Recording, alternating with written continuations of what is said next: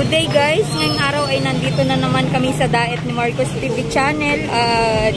Ayun nga po, pupunta namin yung yung humihingi ng tulong sa amin, nag-chat, tumatawag, ayan. At hahanapin namin sa parte po ng Basud dito sa Daet. Ayan, samahan nyo kami mga kalingap. Ito sa Marcos TV channel. Ito mga kalingap, iba po yung panahon ngayon dito sa Daet. Talagang paulan po. Ang kapal po ng ulap ngayon. Ayan. At traffic po. Traffic po dito sa Daet ngayon. Ayan po.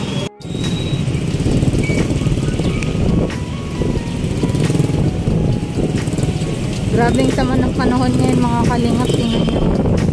Tapos traffic pa.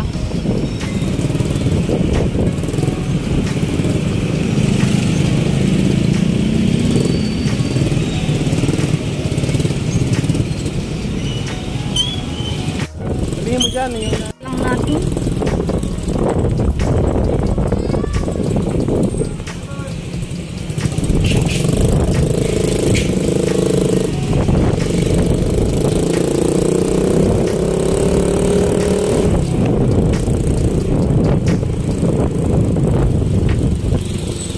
Yan nga mga kalingap, hinahanap nga namin yung batang yun at shout out sa'yo at hindi ka namin mahanapan sa lugar na sinabi mo.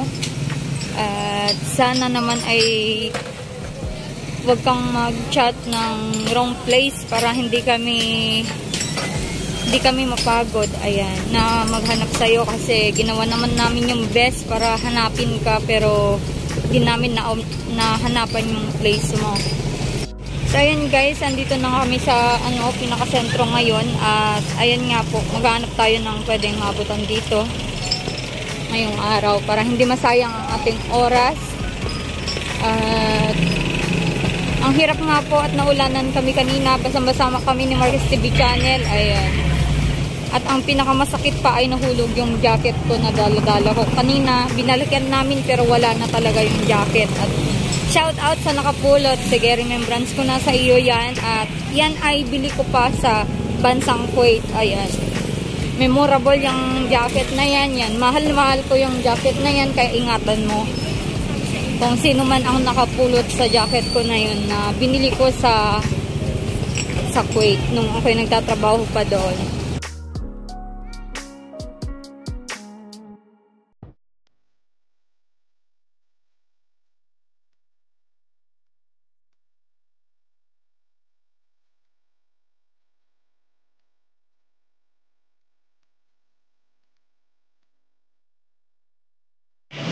Ayun guys, uwi na nga po kami at ayan po at sa uwi nga po kami sa pinuntahan namin ngayong araw sa sa Barangay Basud, parte po ng Daet. Ayan, magpapagas lang po kami at pauwi na kami sa Kapalongga.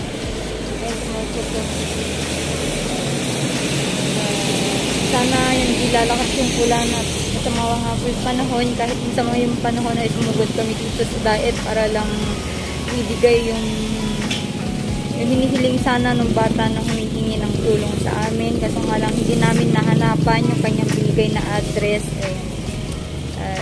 Siguro kung sa susunod na magbigay siya ng address ay yun sa tamang address po na clear yung ibigay niyang address para matuntunan namin siya.